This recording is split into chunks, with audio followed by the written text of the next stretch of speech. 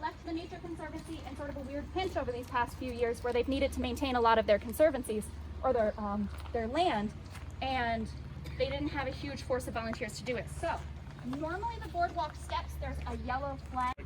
Yeah. It's we're a little past the height of them, but they definitely still come out. Yes, it's so beautiful. So yeah, it's very good. What would you say is the best week for them out in this sun? We come out in,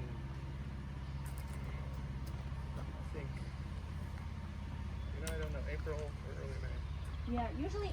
It's when I can get my wildflower person. When I do most of my spring ephemerals, I usually do them like second, third week of April, but sites vary wildly about like when exactly is the right time. Things about the landscape that are changing from where we started out to where we are now. Already the landscape has been sloping downwards. I've been paying attention to that as we've been coming this way. As it slopes downward, it's been getting a little bit cooler down here as well. So I'm noticing some temporal changes and some elevation changes that are starting to inform hill types. And as we came across the trail up there, did you guys notice what the substrate of the trail was like? Sandy. It was sandy, right? It was like, I actually find this surprisingly sandy for this region, but it was pretty sandy up there. And down here, we're starting to get into this sort of more dark, rich, organic, anaerobic types of soils. I bet if I picked up a big old scoopful of this mud and smelled it, it would probably smell like a little bit like rotting, but also kind of like plant material, maybe more or less pleasant depending on who you ask. But, so we'll see if we can get. I'm gonna pass this around. You'll thank me someday. Not today, but someday. Cabbage smells so good. And then as we walk through here, we're actually gonna see other low spots where it looks like maybe this little creek shifts from time to time. Maybe sometimes it's over there, sometimes it's over here. This is a pretty strong bed right here, but it's not got the force of a river that would wash away a lot of these herbaceous plants. They've almost completely filled it all the way across. But we do know it's wet a lot of the time because we have these northern maidenhair ferns and these skunk cabbage and these things that are wet-loving plants that want to live where there's water in the soil. So the cool claim to fame of skunk cabbage, do you guys know this? It's got a really awesome thing that it does in the early springtime. The flower. It's got that crazy flower that attracts. Well, it can't freeze. It's got antifreeze, right? Is that? So Michael Bennett said it has antifreeze, right? It doesn't have antifreeze, but it does generate its own heat. This is a plant with thermic properties, right? Endothermic properties, right? And so these plants have a core. This is like a starchy root, sort of similar to a potato, you could say. And in the early springtime, they have that smelly flower that's attracting insects that think maybe it's something dead. And essentially what's happening is this. There's a musclewood tree sticking out over the trail. Feel free as you come along to like sort of feel the bark with your fingers. Musclewood trees are named, thus the common name, because they look a lot like muscle fibers. That creek that we saw earlier, the water is really, really high here. The land is really low. There's even a little bit still kind of left on the surface. So just check out that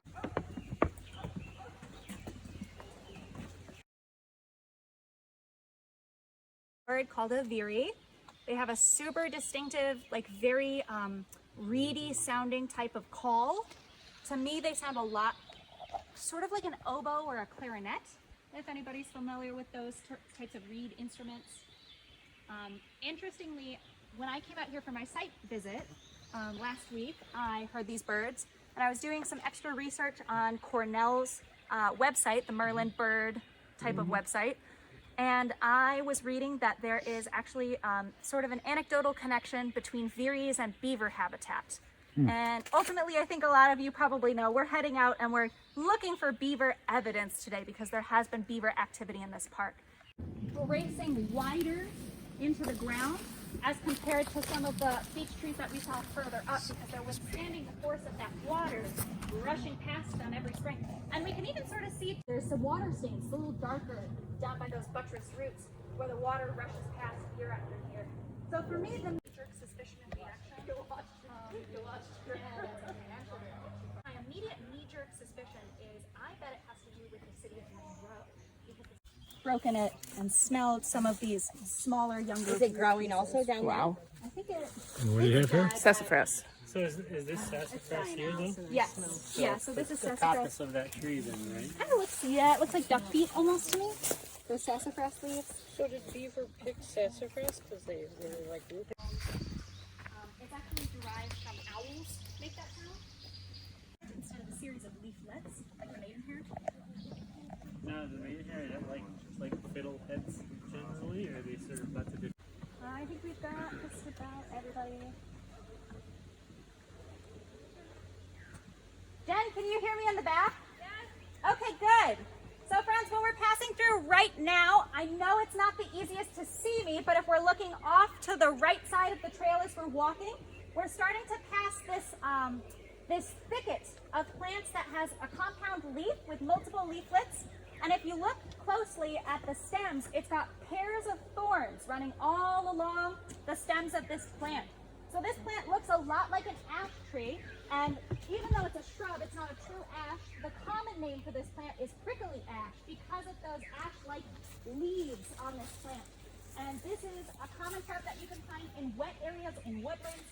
And the really cool thing about the prickly ash is it is the obligate host species for the giant swallowtail butterfly here in Ojawa and the Potawatomi that were in this area. But there was a whole bunch of different tribal nations that all sort of were active in this area. The Peoria, the Miami, the Soap, the Fox. There was just a lot going on as far as different cultures.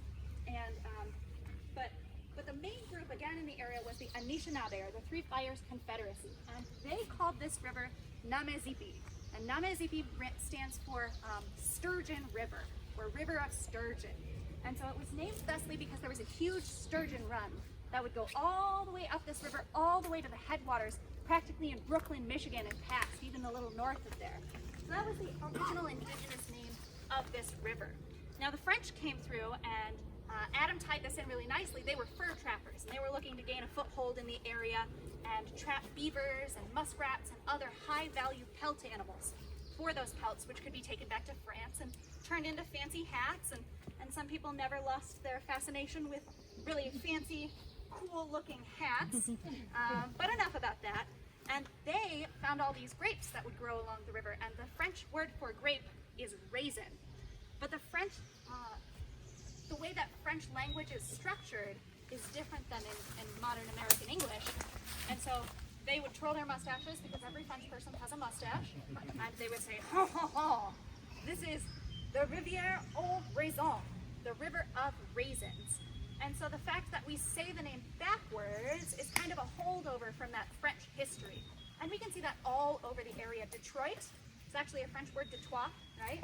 Charlevoix up north, there's a lot of French holdover words left in this region from their time exploring back in the early 1800s, getting beaver pelts and engaging with this region. So right here we can sort of see our last wetland type. There's a small cluster of the Sagittaria latifolia, those arrowheads right across the river from us. As you feel comfortable, if you want to step down kind of close to the river, hook your head to the right. You can see some yellow pond lilies in an emergent marsh right here. So very often along the river, we get these emergent marshlands. So if everybody wants to take a look, come down, check out right along the river right here. So Younger looking trees and thicker, more. yeah, younger trees. We're looking at a higher stem count per acre down here. More grasses and sedgy stuff. More grasses and sedges underneath. But there's a distinct sort of middle zone that I feel like is missing down here. So up there we happened to come across and we saw those signs of